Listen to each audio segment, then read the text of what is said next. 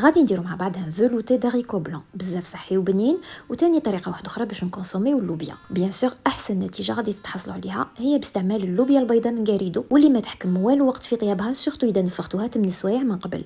نسخن مرميطه وندير فيها شويه زيت زيتون ونقلي فيها بصيله مقطعه كبير. بون ما يهمش تقطع باسكو غادي نطحنو من بعد. هنايا الناس اللي ما تبغوا زيت زيتون قليو في الزيت سونغو.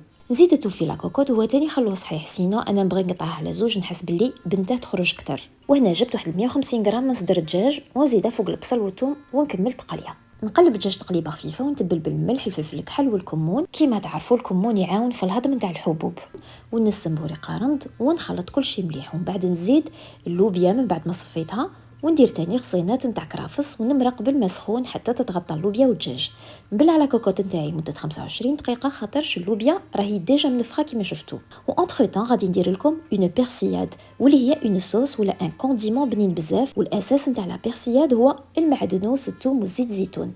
ومن بعد ما طحنت كل شيء مليح في الاشواط وتحصلت على القوام المناسب نحطها اباغ. لا بيرسياد تقدروا تستعملوها في التتبيلات في لي سالاد الخضره سوتي ولا تسربوها مع اللحوم. واليوم درك تشوفونيش غادي ندير بها. من قبل بغيت ندير الخبز بالثوم اللي راح نقدم به لا سوب نتاعي. تقدروا تدهنوا الخبز بلا بيرسياد. سينو اذا كنتو ما تبغوش زيت زيتون جيبوا زبده طريه خلطوها مع شويه ثوم ومعدنوس ودهنوا الخبز نتاعكم ودخلوه يتحمص في الكوشه غادي يجي بنين بالبزاف. ومن بعد 25 دقيقه برك اللوبيا نتاعي تحرحرت فريمون. كي يكون المنتوج بكاليتي عاليه رايحين تتحصلوا على البنه وزيد بزياده تربحوا في الوقت. ميكسيت لوبيا والدجاج حتى رجع القوام نتاعهم رطب ليس وفلوتي. وايفيتيو تطحنوا الكرافس باش تحصلوا على لون ابيض شباب. ولا تشتليه هي لا بيرسياد. رشوا خيط رقيق على الوجه راح يمد لكم منظر شباب وين نسم لا سوب نتاعكم. نقدمها بالخبز المحمص بالثوم وهكذا وفيت في غادي يكون عندكم وجبه بزاف صحيه. لي سبورتيف راهي معمره بالبروتين ديروها.